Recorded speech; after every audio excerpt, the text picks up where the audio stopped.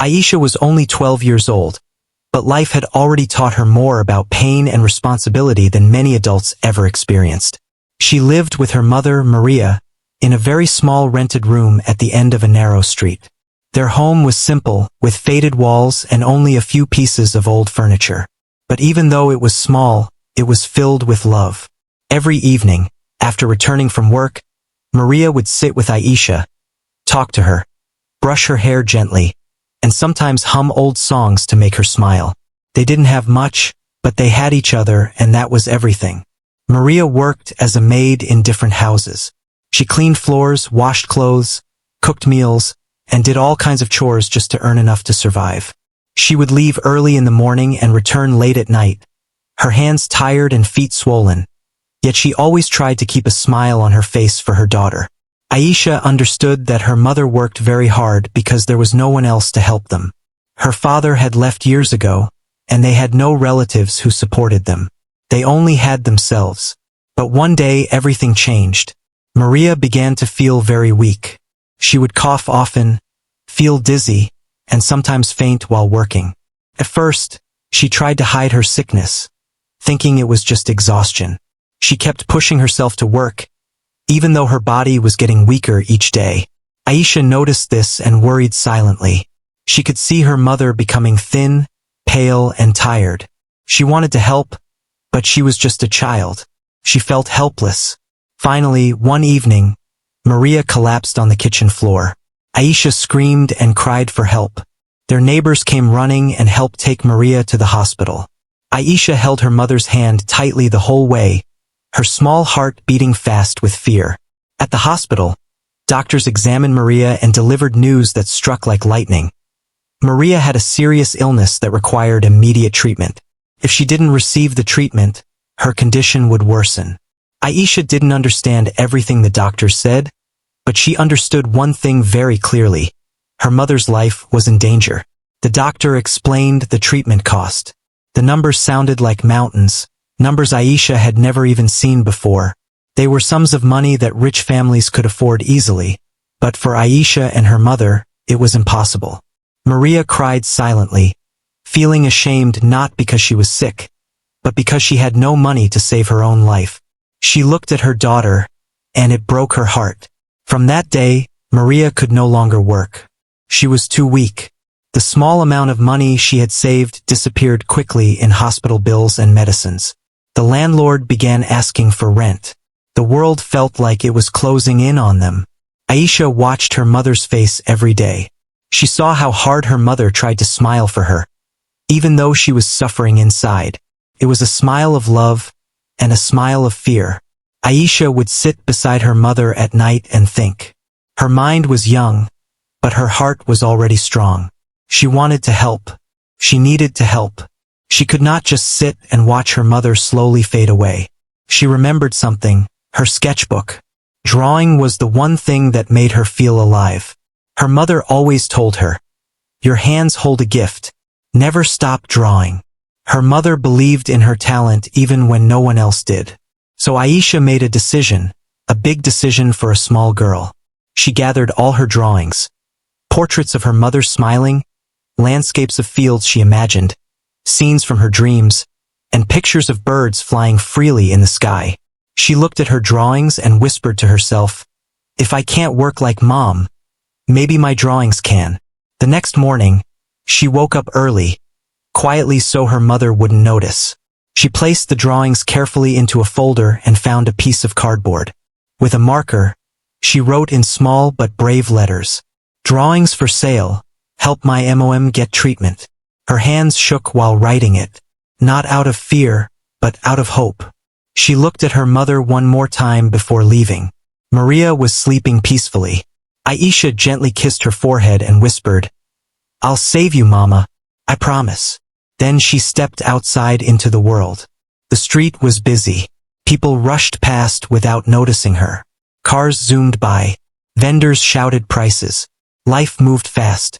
And there, under a tree near the marketplace, a small girl sat quietly with her drawings spread out before her. She felt nervous. She felt tiny among the tall adults and loud noises. But she also felt brave because love gave her courage. She sat there, waiting, with a heart full of hope and fear mixed together. She didn't know if anyone would stop. She didn't know if anyone would care. She didn't know what the day would bring. But she believed in one thing: when love is strong, even a small heart can do big things. And so the struggle began. Aisha woke up before the sun rose, before the birds even began singing. She opened her eyes slowly and looked at her mother sleeping beside her. Maria's breathing was weak, her face looked pale, and her hands were thin. Aisha felt her heart tighten, but she did not cry. She had cried enough. Now she needed to be strong. She got out of bed quietly so she wouldn't wake her mother. She folded her drawings, making sure not to bend or damage them. Every sketch meant something. Every line she drew came from love. She believed her drawings were not just pictures. They were pieces of her heart. She picked up the cardboard sign she had made the night before. The letters were a little crooked, but they were honest. Drawings for sale, to help my mother get treatment. Before leaving, she went to the kitchen and poured water into a glass. She placed it next to her mother so she would have something to drink when she woke up. Then she covered her mother with a blanket and kissed her gently on the forehead. "I'll be back soon, Mama," she whispered softly. The morning air was cold as Aisha stepped outside. The sky was still dim, but the city was already waking up. Shopkeepers opened their doors, buses drove past, and people hurried to work. Aisha walked slowly, holding her drawings to her chest so the wind wouldn't take them away. She reached the marketplace, a place always filled with noise and movement. There were colorful stalls of fruits, vegetables, clothes, and toys. People shouted prices, children ran around, and cars honked loudly. To adults, it was just another busy day. But to Aisha, it was the place where she hoped miracles could happen. She found a small spot under a tree near the sidewalk. It wasn't big, but it was enough for her to sit. She spread her drawings carefully on the ground. She placed the cardboard sign in front of them. Then she sat down, crossed her legs, and waited. At first, Aisha was nervous. Her hands shook. She didn't know what to expect. She had never done anything like this before. She was just a child sitting in a big world. She tried to smile even though her heart was beating fast. People passed by one after another. Some looked at her for a moment, but then continued walking. Some glanced at the sign and turned away, pretending not to see. A few smiled at her kindly, but even they did not stop. Aisha watched all of this quietly, trying not to feel sad. Minutes turned into hours. The sun rose high, and the heat grew stronger. Aisha wiped the sweat from her forehead and held onto her drawings tightly so they wouldn't blow away. Her stomach grumbled with hunger, but she didn't move. She kept waiting. Finally, a woman stopped. She was carrying shopping bags and seemed to be in a hurry, but something made her pause. She looked at the drawings. "Did you draw these?" she asked. Aisha nodded. "They're very nice," the woman said, smiling. Hope lit up in Aisha's eyes. "Would you like to buy one?" Aisha asked softly. The woman hesitated. She looked at the drawings again, then at Aisha. "I don't really need a drawing," she said, "but I'll take one." She chose a small sketch of a flower and handed Aisha a few coins. Not much, just a small amount. But for Aisha, it felt like the world's biggest gift. "Thank you," Aisha said, her eyes shining. After the woman left, Aisha held the coins close. She wasn't happy because of the money itself, but because it meant someone believed in her. But not everyone was kind. Later, a group of schoolboys walked past. They stopped and looked at her drawings. One of them bent down and picked up a sketch without asking. He laughed and said, "What is this? These look like baby drawings." The others laughed too. Aisha reached out to take her drawing back, but the boy held it up high, out of her reach. "Give it back, please," she said quietly. Her voice was small and shaky. The boy finally gave the drawing back, but he threw it on the ground. The page crumpled, the edges torn. The boys walked away laughing, without caring how much it hurt her. Aisha picked up the drawing slowly. She didn't cry. She pressed the drawing to her chest and closed her eyes for a moment. She remembered her mother's smile. She told herself she had to be strong. The day continued. Some people bought nothing. Some bought only to be nice. Some didn't look at her at all. But Aisha did not leave. She stayed because her mother needed her. Her love for her mother was stronger than hunger, stronger than fear, stronger than sadness. As the sun began to set, the sky turned orange. Aisha gathered her drawings, counted her small earnings, and stood up. She was tired. Her feet hurt, but she walked home with the faintest spark of hope. Maybe tomorrow would be better. Maybe more people would stop. Maybe someone would understand. As she walked, she whispered to herself, "I will save you, Mama, no matter how long it takes." And with that, the journey of a brave young heart continued. The next day, Aisha woke up with the same hope in her heart. Even though yesterday had been difficult, she believed that today might be different. She carefully smoothed out the drawings she had saved, even the one that had been crushed by the boys. She tried to fix the wrinkles with her small hands. It still looked damaged, but she couldn't bring herself to throw it away. Every drawing was precious, just like every moment she still had with her mother. Maria was awake this time when Aisha was preparing to leave. She saw her daughter gathering the drawings and paper sign again. Her heart felt heavy. "Aisha, why are you going so early?" Maria asked weakly. Aisha forced a smile. "I'm just going to take a walk, Mama. I'll be back." Maria already guessed what her daughter was doing. Her eyes filled with tears, but she didn't say anything. She didn't want to break her daughter's courage. She let Aisha leave with a soft whisper, "May God protect you, my child." When Aisha returned to the street, the hustle and noise of the marketplace greeted her once again. People seemed to be rushing faster today. Everyone looked busy, as if they had no time for anything else. Aisha chose the same spot under the tree and laid her drawings out neatly. She placed her cardboard sign in front and sat silently. People passed her again and again. Some noticed, some didn't. Some pretended not to see her at all. Aisha watched shoes go by. Boots, sandals, expensive leather shoes, old torn shoes. She saw every pair, but few stopped. Every minute that passed felt like an hour. Her throat felt dry. The air was hot, but she stayed sitting straight, her brown eyes calm and patient. After some time, a man approached her. He was tall and looked irritated, like the world always bothered him. He glanced at the sign and frowned. "So you think people will pity you and give you money just because of the story?" he said. Aisha didn't know what to reply. She only lowered her head. "If your mother is sick, that is not our problem," he continued. "Why should strangers help you? Everyone has their own worries." He walked away, shaking his head. His words felt heavy and sharp. Aisha felt them like stones in her chest. She didn't understand why kindness was so rare. She didn't understand why people could speak without thinking about how their words could hurt someone. Still, she didn't cry. She took a deep breath and whispered to herself, "For Mama, I must stay strong." Later in the afternoon, a group of teenage girls approached. They looked fashionable, laughing loudly, holding cold drinks.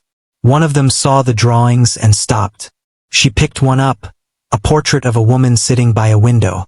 The drawing showed sadness and beauty at the same time. "Did you draw this?" the girl asked. Aisha nodded silently. "It's nice," the girl said. But then she laughed suddenly. "But why are you sitting here like this? It's embarrassing. Don't you have any shame?" Her friends laughed with her. They took pictures of Aisha and her drawings as if she were some kind of entertainment. Aisha felt her face heat up. Her heart ached. She wished she could disappear. One of the girls tossed a coin toward her. It rolled and stopped near Aisha's knee. "Here," the girl said with a smirk.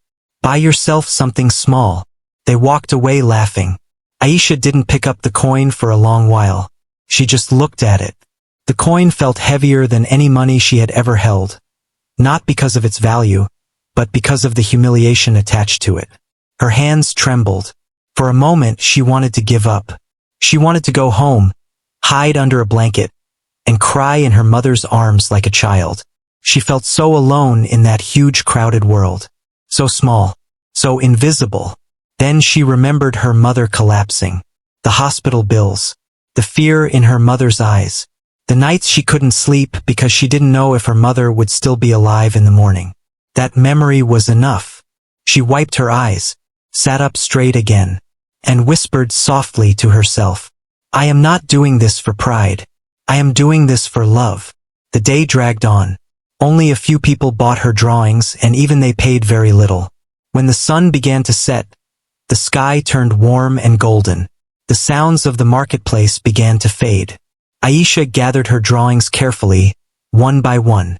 She looked at them and wondered if they were good enough, if she was good enough.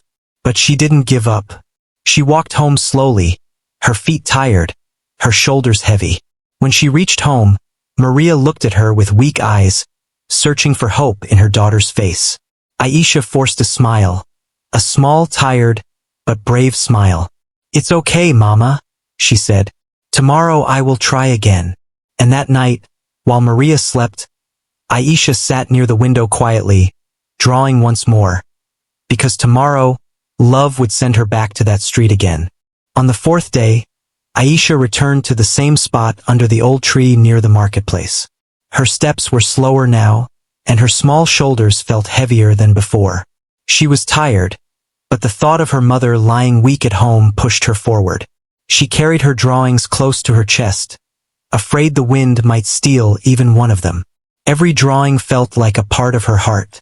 The morning was bright, with sunlight falling across the busy street. Vendors were arranging their stalls, children were laughing and running, shopkeepers were sweeping the front of their stores. The world was full of movement, full of life. Yet Aisha felt like she was standing still in the middle of it all. She was only 12, but her eyes were filled with the seriousness of someone much older. She sat down, spread her drawings carefully, and placed the cardboard sign in front of her. The words were still simple, still full of hope. "Drawings for sale, to help my mother get treatment." She sat quietly. She did not call out to people, she did not beg. She simply waited. She believed that someone, someday, somewhere, would understand. Hours passed slowly. Some people stopped and looked. Some smiled sadly. Some shook their heads and walked away. Aisha accepted everything with grace and patience. Her heart hurt, but she didn't show it. She didn't want pity. She wanted help, but she wanted it with dignity. Around midday, dust swirled in the air as a shiny black luxury car pulled up near the marketplace. It caught the attention of almost everyone nearby. The car's surface reflected sunlight like a mirror. It was not the kind of vehicle that came to places like this often. People stopped to stare. Some whispered among themselves. The car door opened slowly, and a tall man stepped out. He was dressed in a neat suit, simple but elegant. His hair was slightly gray, his face calm and thoughtful. His shoes were polished. His presence alone made people turn their heads.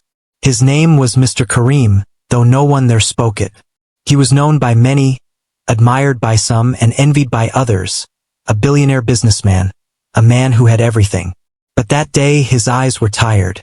He had just come from a business meeting and had stopped here to buy something quick before returning to his office. He began walking, his steps confident yet unhurried. As he passed the marketplace, his attention was drawn to something quietly unusual. Aisha. She wasn't loud. She wasn't asking for attention.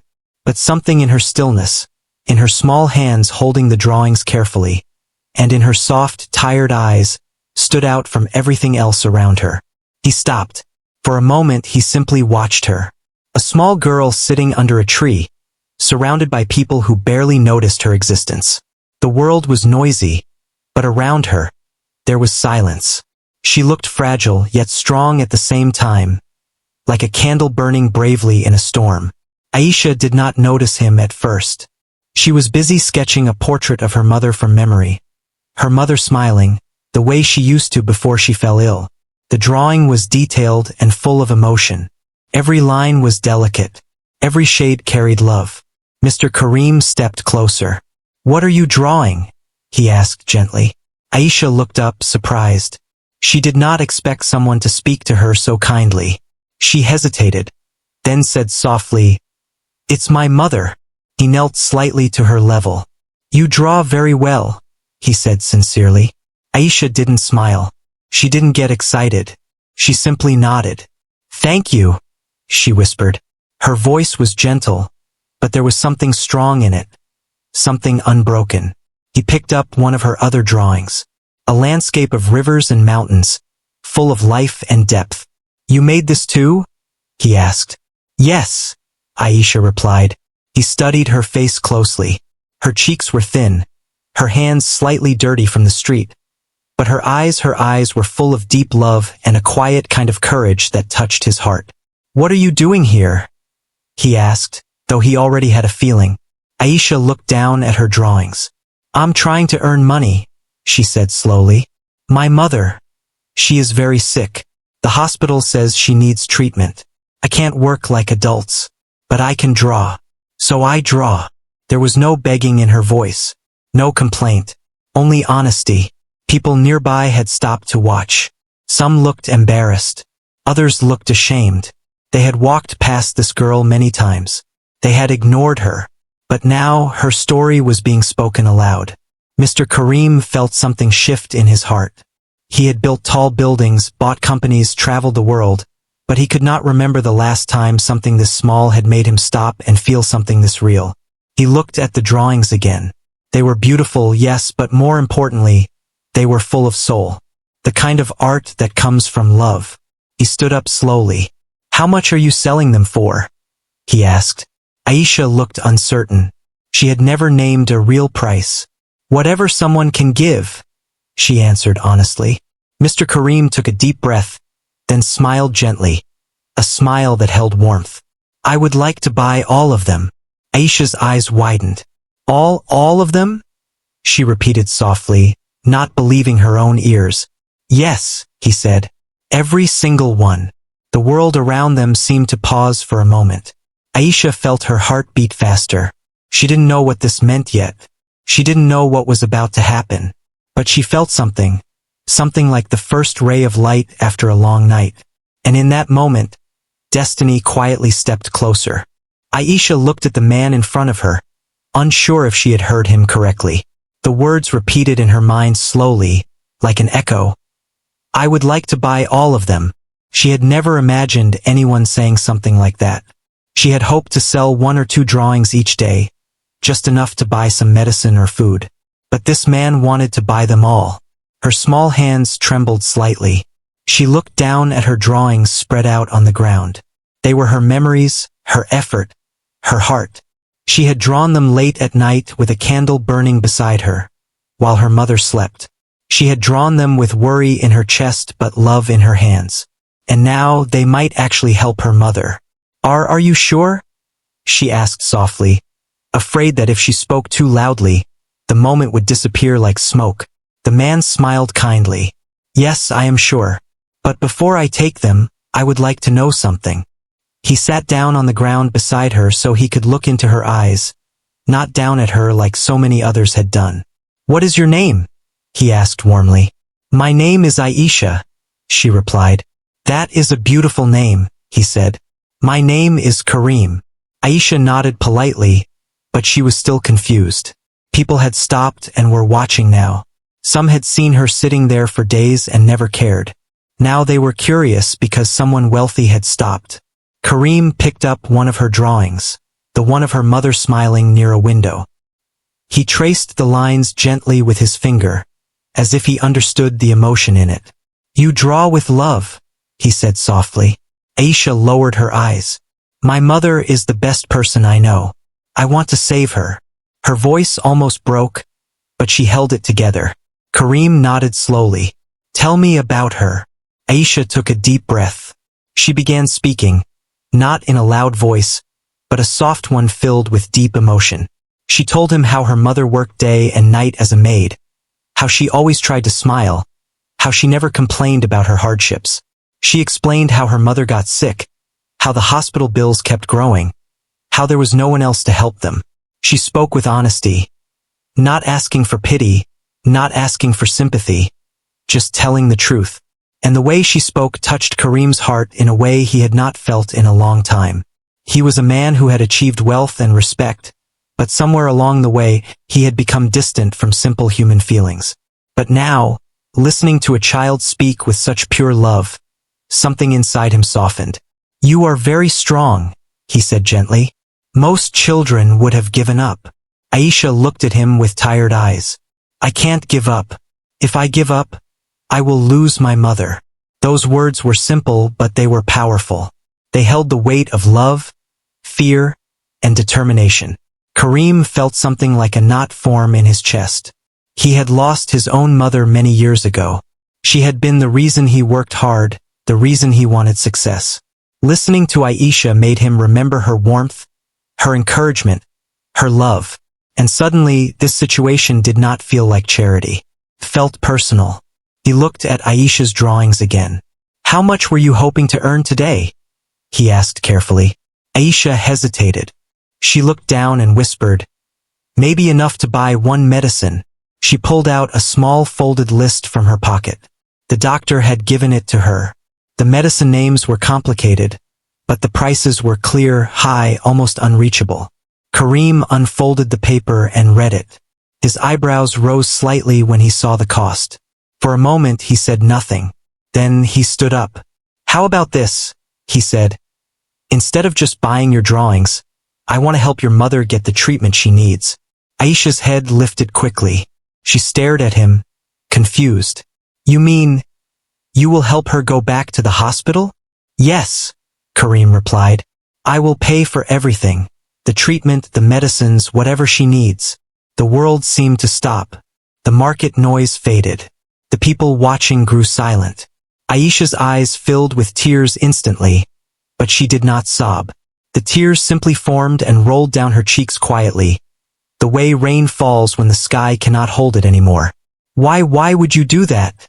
she asked in a shaky whisper. She had never expected kindness from a stranger, especially not one as wealthy and powerful as him. Karim smiled softly, and his voice was calm. "Because sometimes, helping one person is worth more than having millions.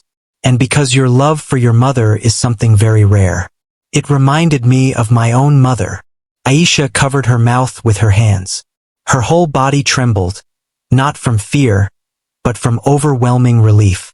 For days she had held her tears in, forcing herself to be strong.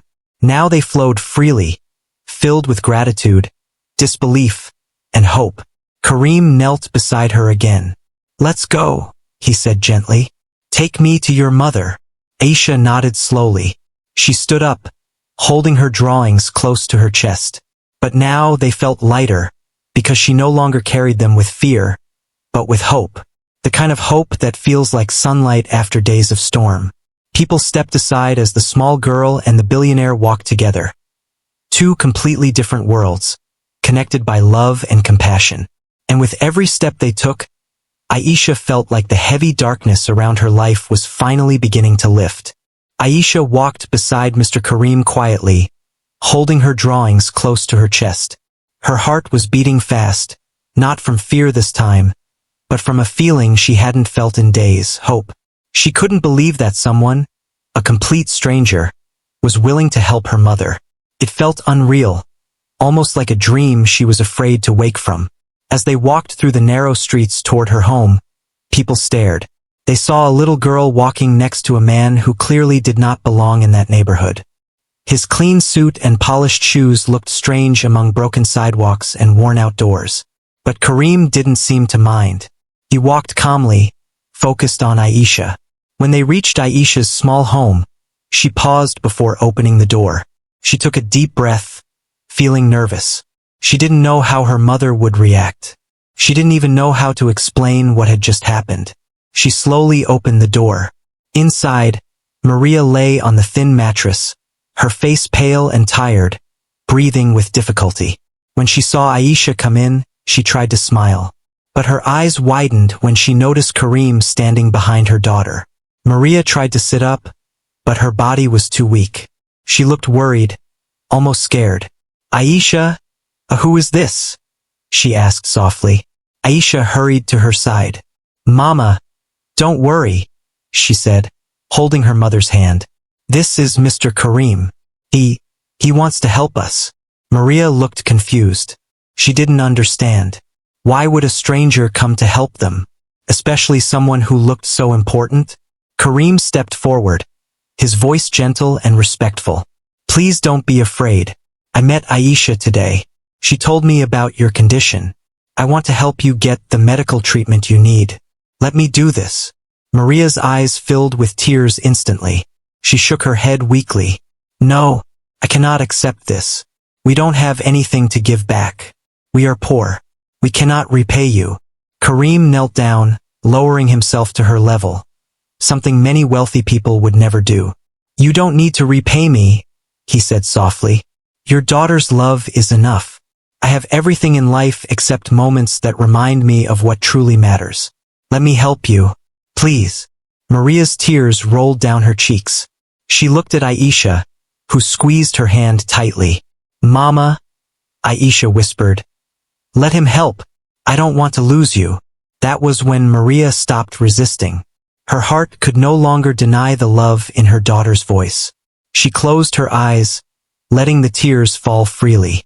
Thank you, she whispered, her voice shaking. May God bless you. Kareem stood and immediately made phone calls. His tone changed, firm, controlled, professional. In a short time, an ambulance arrived. Neighbors gathered outside, whispering in amazement. Some who had ignored Aisha all week now stood watching with guilt in their eyes. The medical team carefully lifted Maria into the ambulance. Aisha stayed by her mother's side, holding her hand the whole time. Her drawings were still pressed to her chest because they had become something symbolically beautiful, the reason her mother was getting help. When they reached the hospital, everything moved quickly. Doctors examined Maria again. They reviewed her condition and prepared for treatment that was previously impossible because of money. This time, there was no barrier. Kareem walked to the billing counter and paid for everything without hesitation: consultation, medicine, hospital stay, tests, everything. The total cost was something Aisha could never have imagined earning. Not even in a lifetime.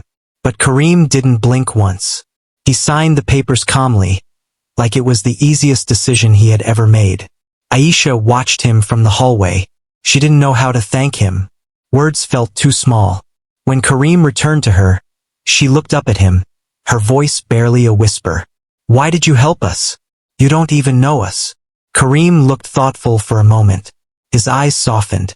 When I was young, I also had a mother who worked hard, he said slowly. She gave me everything, even when she had nothing. But when she fell sick, I could not help her. I was poor then. I lost her because I didn't have money to save her. I promised myself that if God ever gave me success, I would never ignore someone who reminds me of her. Aisha felt tears rise again. Not from sadness this time, from understanding.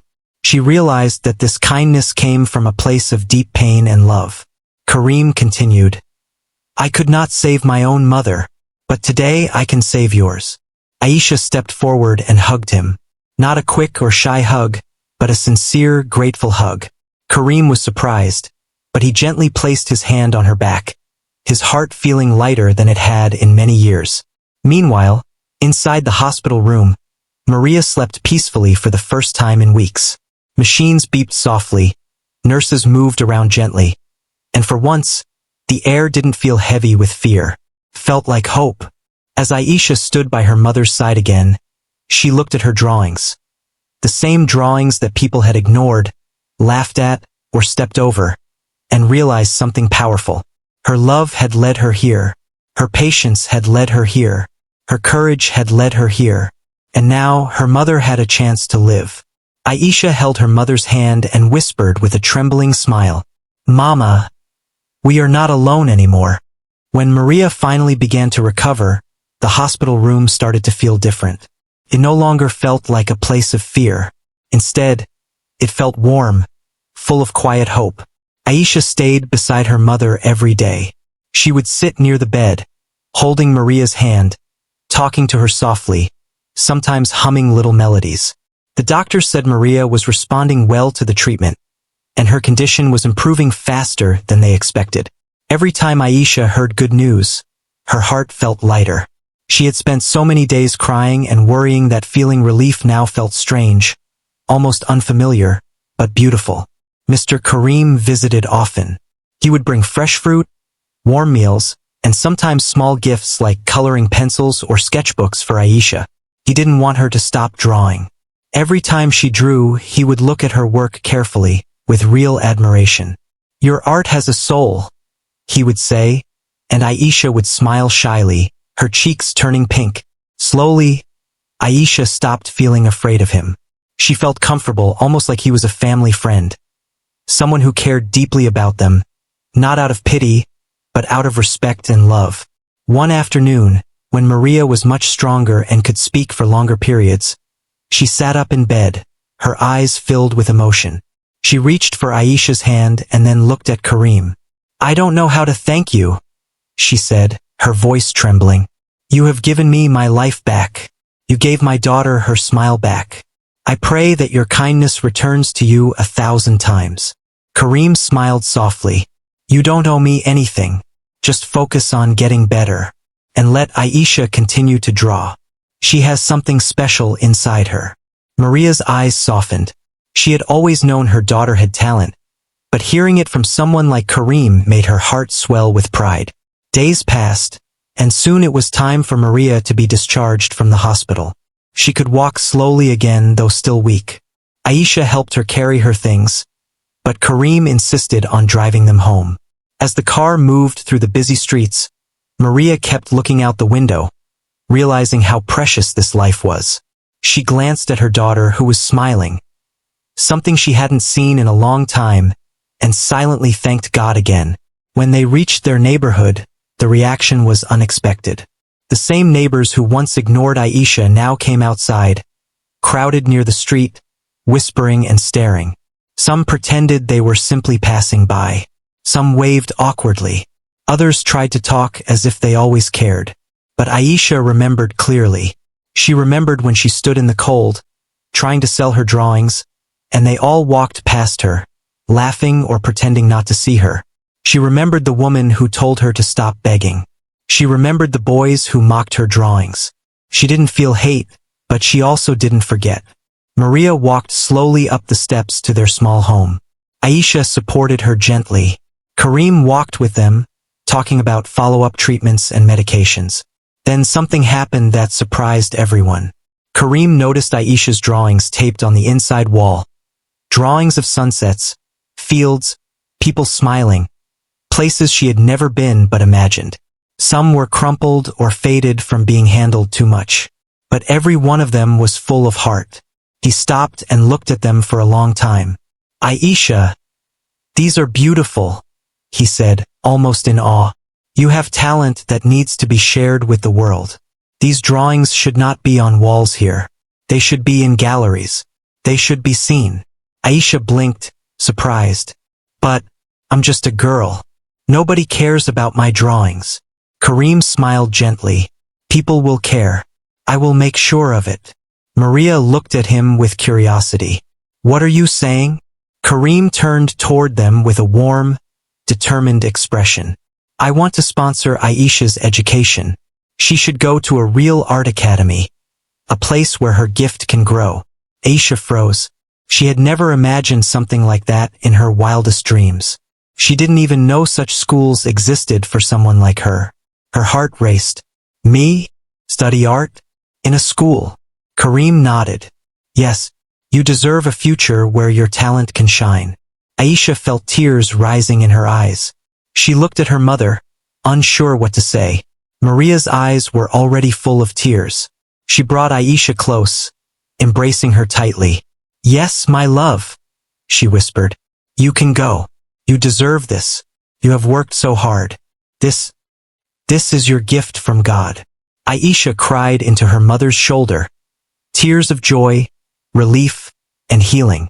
Neighbors watched from outside, stunned, whispering among themselves. The girl they once ignored, the girl they once laughed at, the girl they once stepped past on the street. She was about to become someone extraordinary. The world didn't know her yet, but they soon would. And it all began with love, struggle, and simple sketches on the street. When Aisha began attending the art academy, everything in her life changed. The first day she walked through the tall gates of the school, her heart was pounding.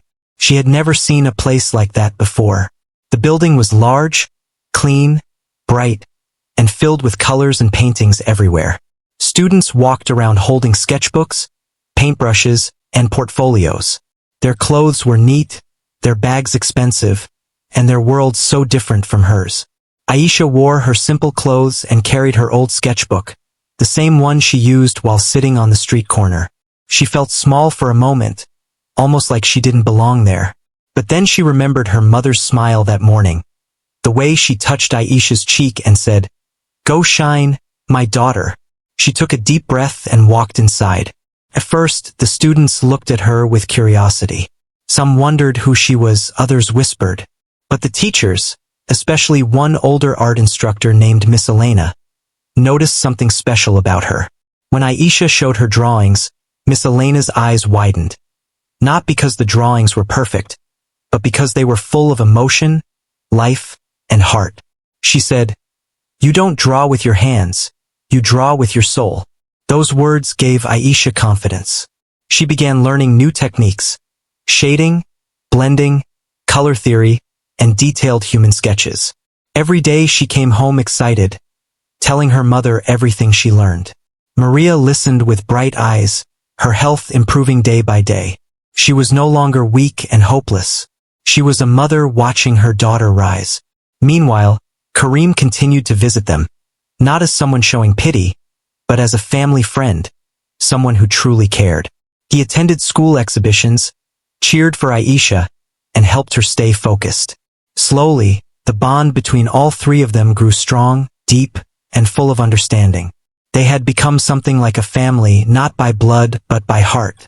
As months passed, Aisha's talent began to shine more and more. Her teachers admired her, and students who once stared at her now respected her. She entered a local art competition, something she never thought of doing before. She worked day and night on her piece. It was a painting of her mother lying sick on the mattress, and Aisha sitting beside her holding her hand. The background was dark, but a soft golden light shined from Aisha's drawings on the floor, symbolizing hope in sadness. When the judges saw the painting, they were silent for a long time. Some even had tears in their eyes. Aisha won first place. Her name was announced on stage, and the auditorium erupted in applause. She walked forward slowly, stunned, unable to believe it was real. Her mother, watching from the audience with Karim beside her, cried openly. Not tears of pain, but tears of pride. After the competition, a local news reporter approached them. They wanted to interview Aisha. Soon her story spread. The story of the little girl who sold drawings on the street to save her mother's life. People all over the city were touched. Some felt inspired. Some felt ashamed for ignoring her. Many felt changed. Aisha's drawings began to sell not for small coins, but for real value. Her art was displayed in a gallery. Visitors admired her work, not because of her sad past, but because of the power and love in every stroke. One night, after returning from the gallery, Aisha sat with her mother and Karim in their home. The room was the same, simple, small, but now it felt filled with peace and happiness. Maria looked at Karim quietly, then spoke softly, her voice full of gratitude. "You didn't just save my life. You changed my daughter's future. There are no words to thank you." Karim shook his head gently. "You and Aisha gave me something too. I had wealth, but I had no purpose. You gave me a reason to feel alive again." There was a long silence, a soft, meaningful silence, full of unspoken emotions. Aisha looked at both of them and smiled. "We saved each other," she said, and it was true. A long time passed. Aisha continued to grow, learn, and create art that touched the hearts of many. Her story became known far beyond her city. People said her drawings carried the warmth of love, the love of a daughter for her mother. The same drawings that were once ignored on a busy street corner were now framed in halls where people stood still to admire them. Life doesn't always give miracles, but sometimes love itself becomes the miracle. The mother who was once close to death now stood strong. The daughter who once felt invisible now shone brighter than 100 lights. And the man who once carried grief in his heart found peace again. Their lives, once filled with struggle, became a reminder to the world. Kindness can change everything. Even one act, even one moment, even one heart. And it all started with a little girl holding a sketchbook, and a love that refused to break.